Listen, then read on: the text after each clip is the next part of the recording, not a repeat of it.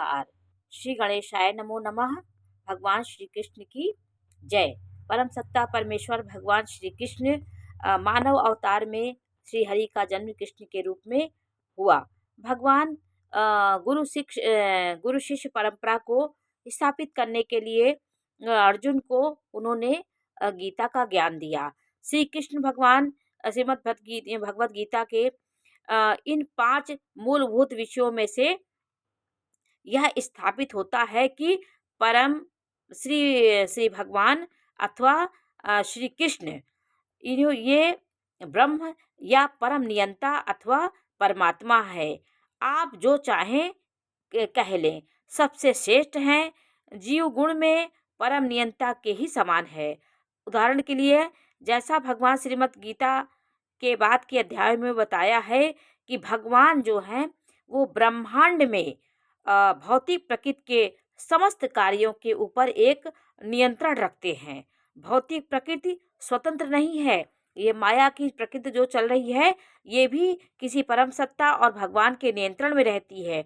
वह परमेश्वर के निर्देशन से कार्य करती है। ये अर्जुन को भगवान श्री कृष्ण ने बताया। जैसा कि भगवान श्री कृष्ण कहते हैं कि यह भौतिक प्रकृति मेरे निर्देशन से कार्य करती है। जब यह दृश्य जगत में आश्चर्यजनक घटनाएं होती हैं, मनुष्य अपनी बुद्धि को नहीं समझ पाता है, तो वह जानता है कि यह एक दृश्य जगत के पीछे एक नियंता, जगत का एक नियंता है जो इस सृष्टि को चला रहा है। बिना नियंत्रण के किसी चीज का प्रकट होना संभव नहीं होता है। नियंता को ना मानना एक बचपना होता है। जिस प्रकार एक छोटा बच्चा गाड़ी को चलते हुए देख करके आश्चर्यचकित होता है कि यह इस कैसे चल रही है। इसका जैसे हाथी घोड़ा चलता है तो आदमी को ज्ञात होता है, बच्चे को, कि उसके हाथ है पैर हैं, लेकिन जब गाड़ी चलती है तो वो आश्चर्यचकित होकर देखता है कि ये कैसे चल रही है। लेकिन एक बुद्धिजीवी मनुष्य होता है, बुद्धिमान जो उम्र वयस्क होता है, वो समझता है कि इसके पीछे यांत्रिक गतिविधियां हैं।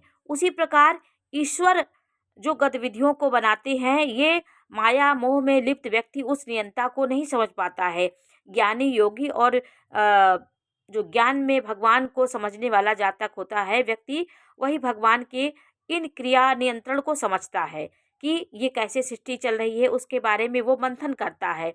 कैसे फूलों में रंग होता है, कैसे वृक्ष में बीज आए, कैसे परिवर्तन होता है, प्रकृति कैसे बदलती है, ऋतुएं कैसे बदलती हैं, ये सब वो मनन करता है। इसी प्रकार परमेश्वर वह चालक है जिसके निर्देशन से प्रत्येक कार्य हो रहा है।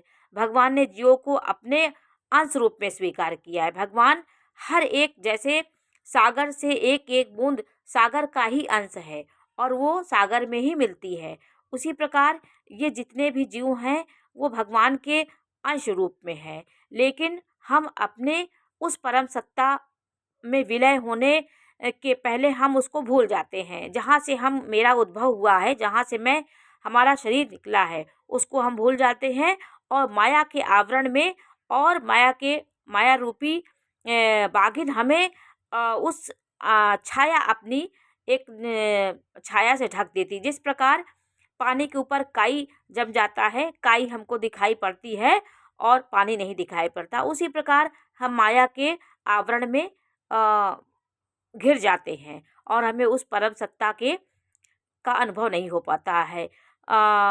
इसी प्रकार हम जीव भी परम नियंता ईश्वर या भगवान श्री कृष्ण के अंश हैं के कारण परमेश्वर के सभी गुणों में सूक्ष्म मात्रा में हमारे अंदर सूक्ष्म में मात्रा में हम युक्त हैं, क्योंकि हम सूक्ष्म ईश्वर या अधीनस्थ ईश्वर हैं। हम प्रकृति पर नियंत्रण करने का प्रयास कर रहे हैं। जैसे कि वर्तमान में हम अंतरिक्ष या उपग्रह को वश में करने का प्रयास कर रहे हैं और हमें नियंत्रण करने की वह प्रवृत्ति इसलिए है क्योंकि हम भगवान श्री कृष्ण में भी वही है। हम उनको जानना चाहते हैं, परंतु यद्यपि भौतिक प्रकृति पर प्रभुत्व जमाने की प्रवृत्ति होती है, यद्यपि हमें यह जानना चाहिए कि यह परम नियंता ही है। परम नियंता के ही निर्देशन से प्रकृति चलती। भौतिक प्रकृति क्या है? भगवत गीता में इनकी भी व्याख्या अपरा प्रकृति, निकृष्ट प्रकृति के रूप में हुई है। जीव को परा प्रकृति, उत्कृष्ट प्रकृति कहा गया है। प्रकृति चाहे परा हो या अपरा हो, सदैव नियंत्रण में रहती है। प्रकृति स्त्री स्वरूपा है और वह भगवान द्वारा उसी प्रकार नियंत्रित होती है जिस प्रकार पत्नी के कार्यकलाप अपने पति द्वारा नियंत्रित होते हैं और प्रकृति सदैव अधीन रहती है, पर वह भगवान का प्रभुत्व रहता है, क्योंकि भगवान ही नियंत्रक हैं। जीव तथा भौतिक प्रकृति दोनों ही परमेश्वर द्वारा अधिशासित और नियंत्रित होती है। भगवत गीता में के अनुसार सारे जीव परमेश्वर के अंश है, लेकिन वे प्रकृति ही माने जाने चाहिए। प्रकृति के ही गुणों से हम बने हुए हैं। प्रकृति के ही सत्व गुण रज, ये 3 गुणों से भौतिक प्रकृति, तीनों गुणों के हम हो सकते हैं। जिस प्रकार प्रकृति हमें जन्म देती, उसी प्रकार हमारी मनोवृत्तियां होती हैं। 3 प्रकार के मनुष्य धरती पाए जाते हैं, सत्वगुण, रजोगुण और तमोगुण। तो गुणों से ही प्रकृति बनती है और ग्रह नक्षत्रों के संयोग से जातक के स्वभाव में परिवर्तन होता है। उनके नक्षत्र, उनके ग्रह, उनके स्वभाव में परिवर्तन लाते हैं। भिन्न भिन्न प्रकार के जातक भिन्न भिन्न प्रकार के स्वभाव लेके धरती पे विचरण कर रहे हैं। उनके प्रारब्ध के कर्मों के अनुसार उनकी गतिविधियां चलती हैं, लेकिन वो भी ईश्वर के नियंत्रण में रहती है। ये कार्यकलाप आदिकाल से चले आ रहे हैं। हम सभी अपने क्रियाकलाप के फलस्वरूप सुख या दुख भोगते हैं।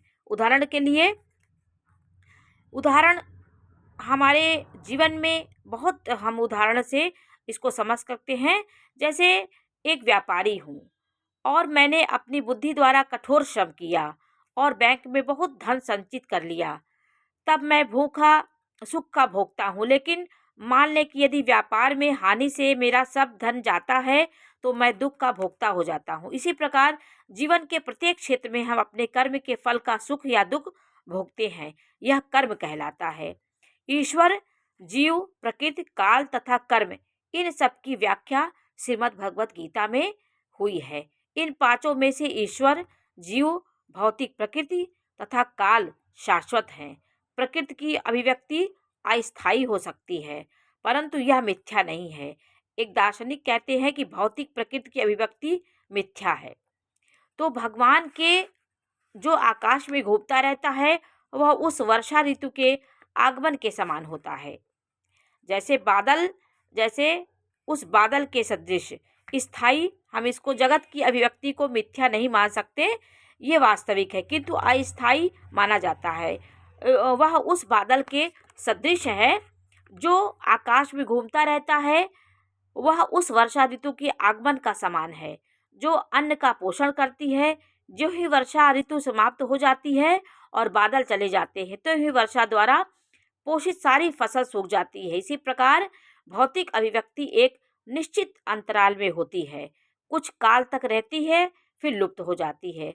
प्रकृति इस तरह कार्यशील रहती है, लेकिन यह एक चक्र निरंतर चलता रहता है। इसलिए प्रकृति शाश्वत है, वह मिथ्या नहीं है।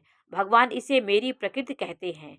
वह भौतिक प्रकृति परमेश्वर की भिन्न शक्ति है। उसी प्रकार जीव भी परमेश्वर की शक्ति है, किंतु वे भगवान से विलग नहीं है, किंतु नित्य संबंध है। इस तरह भगवान, जीव, भौतिक प्रकृति, काल, ये सब परस्पर संबंधित हैं। हम भगवान से दूर होकर के माया के आवरण में फंस के और अपने अस्तित्व को भूल जाते हैं, तो हम दुख के भागी बनते हैं। सारे क्रियाकलाप जो धरती पे होते हैं वो सब ईश्वर के माध्यम से संचालित होते हैं।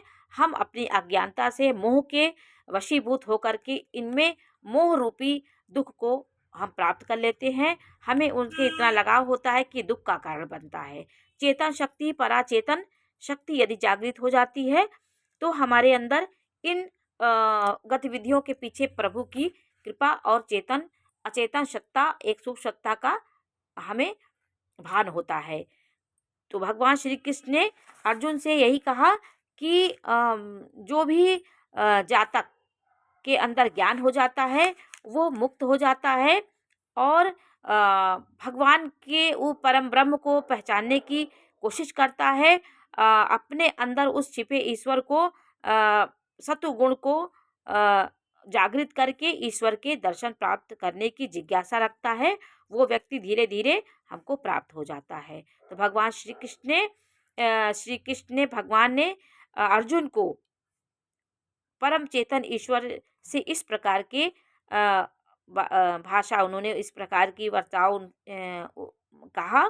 श्री कृष्ण तथा जीव दोनों ही चेतनाएं दिव्य हैं। ऐसा नहीं है कि वह चेतन पदार्थ के संयोग से उत्पन्न होती है।